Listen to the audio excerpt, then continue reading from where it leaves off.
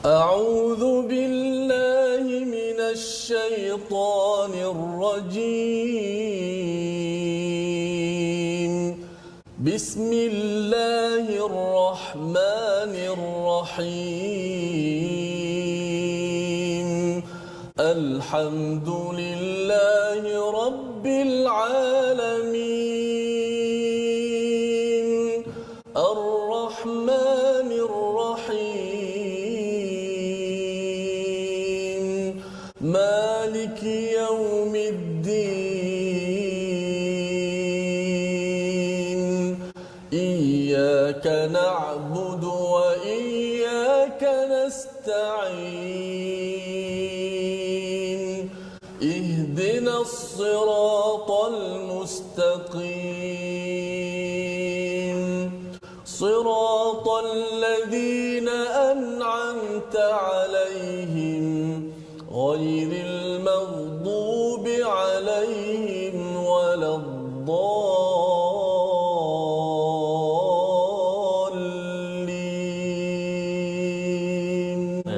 آمين.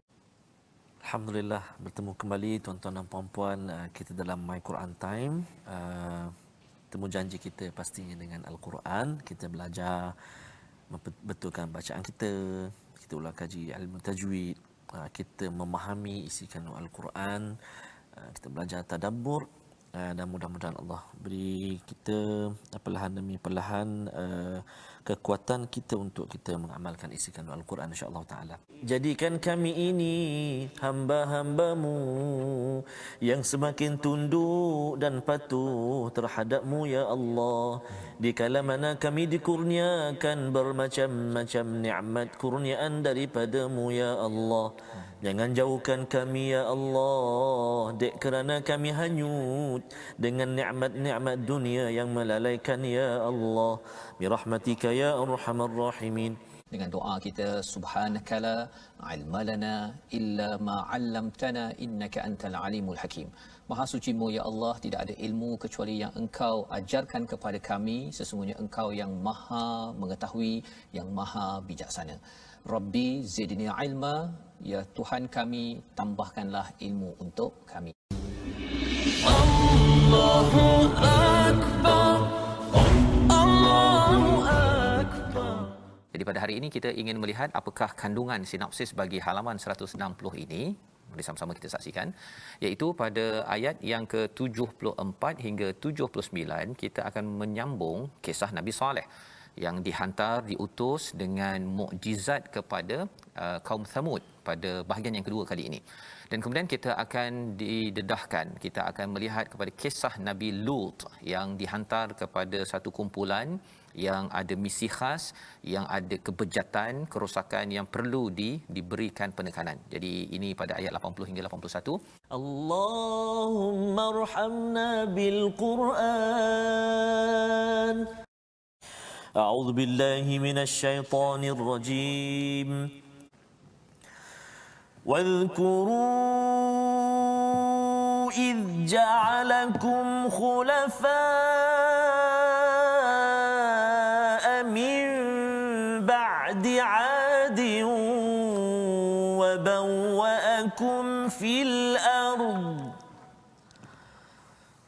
وبوأكم في الأرض تتخذون من سهولها قصورا وتنحتون الجبال بيوتا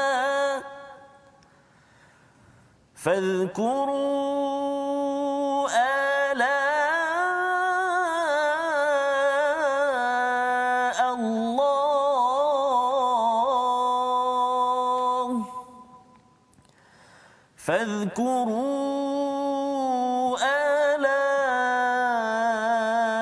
الله ولا تعثوا في الأرض مفسدين قال الملأ الذين استكبروا من قومه للذين استضعفوا لمن آمن منهم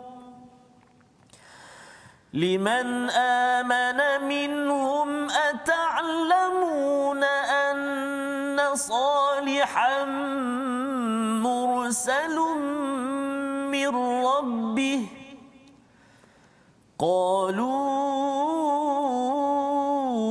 إنا بما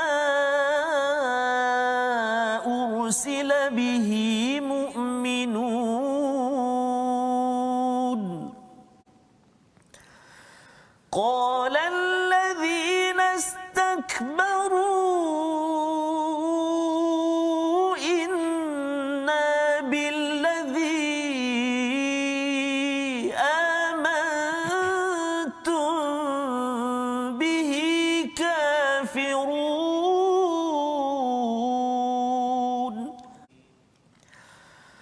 فعقروا الناقة وعتوا عن أمر ربهم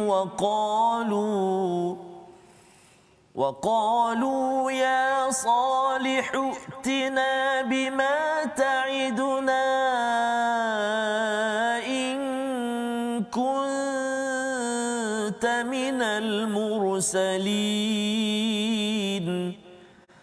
فأخذتهم الرجفة فأصبحوا في دارهم جاثمين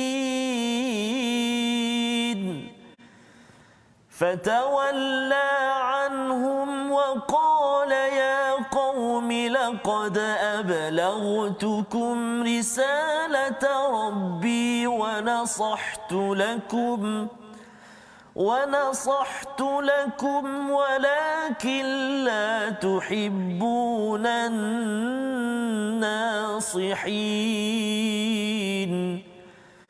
ولوطا إذ قال لقومه أتأتون الفاحشة ما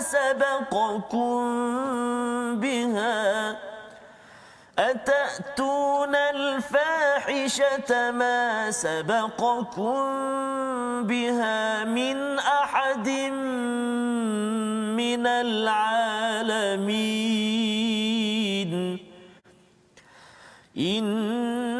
إنكم لتأتون الرجال شهوة من دون النساء بل أنتم قوم مسرفون صدق الله العظيم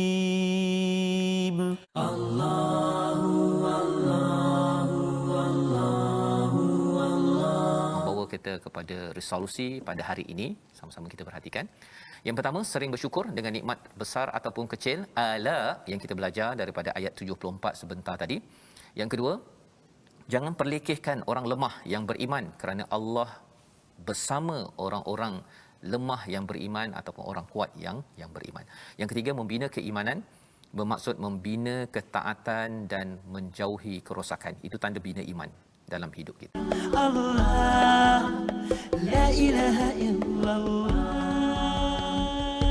Kita lihat perkataan pilihan kita pada hari ini, iaitu perkataan khalafa, yang maksudnya menggantikan, meninggalkan, ataupun ada kaitan dengan khalfun, maksudnya berbeza, khilaf, berbeza. 127 kali disebut di dalam Al-Quran, dan perkataan inilah yang pernah kita jumpa dalam surah Al-Baqarah ayat 30. Allah menyatakan bahawa Allah menjadikan manusia ini menjadikan khalifah di atas muka bumi. Malaikat protes ataupun menyoal, mengapa engkau nak jadikan yang akan menumpahkan darah, yang membuat kerosakan. Jadi kalau kita tengok istilah khalifah dan kerosakan ada pada ayat 30 surah Al-Baqarah. Betul. Ayat 74 pun ada, Ustaz. Ya. Khulafa, ya, dan juga manusia ini dia mudah untuk membuat kerosakan. Kecuali apa? Bila dia ingat. Dia ingat siapa? Ingat kepada sejarahnya, sejarah kaum Nabi Saleh ataupun Samud ini. Ingat kepada hari apa? Hari khalifah dicipta iaitu Nabi Adam dan ada musuhnya Iblis. Iblis memang nak buat kerosakan dan Iblis ingin memanggil kepada semua yang ada kuasa terutamanya, tak kisahlah kuasa kecil kuasa besar, mesti kufur dan juga istikbar. Sombong. Macam Iblis kan dia kufur dan juga sombong kepada Allah Subhanahu Wa Taala sehingga dia dilaknat dan adalah geng. Ya. Jadi lagi tinggi pangkat kita dalam hidup kita ini, sebenarnya kita lagi mudah nak jadi geng Iblis. Kan? Yang kita doa Allah pelihara kita. Astaghfirullah innallah kana tawwaba. Hari ini kita nak menyebut tentang idgham, idgham bi ghunnah ataupun idgham ma'al ghunnah, iaitu maksudnya idgham bi ghunnah ialah idgham berserta dengung. Cara bacanya hendaklah memasukkan huruf yang mati iaitu nun sakinah atau tanwin ke dalam huruf selepasnya berserta didengungkan. Kita perlu ingat huruf-huruf idgham ma'al ghunnah ada 4, ya, waw, mim, nun. Ada yang sebut yauman, ada yang sebut yanmu, ada juga yang sebut menu. Kan, mim, ya, nun, waw, minu. Kan, huruf idgham ma'al ghunnah. Dan contoh-contohnya ialah kalau kita perhatikan kat sini, semuanya huruf nun mati dan juga tanwin bertemu dengan nun. Yang pertama man nasya, yang kedua siddiqan nabiyya, kan, siddiqan nabiyya, tanwin bertemu dengan nun. Kemudian yang ketiga nun mati bertemu dengan mim, wa man ma'iya, kan. Dan yang keempat suhufan mutahharah, maknanya dua contoh di atas nun mati dan tanwin bertemu dengan nun, manakala dua contoh di bawah iaitu nun mati dan juga tanwin bertemu dengan mim. Jadi macam mana cara baca tadi? Masukkan bunyi nun mati ataupun tanwin tersebut ke dalam huruf selepas dia. Kalau hari ini kita berkongsi dua huruf huruf nun dan juga huruf mim, kan. Suhufan mutahharah, sempurna masuk dia, kan. Siddiqan nabiyya, itu contoh idgham ma'al ghunnah ataupun idgham bi ghunnah. Wallahu a'lam. ربنا آتنا في الدنيا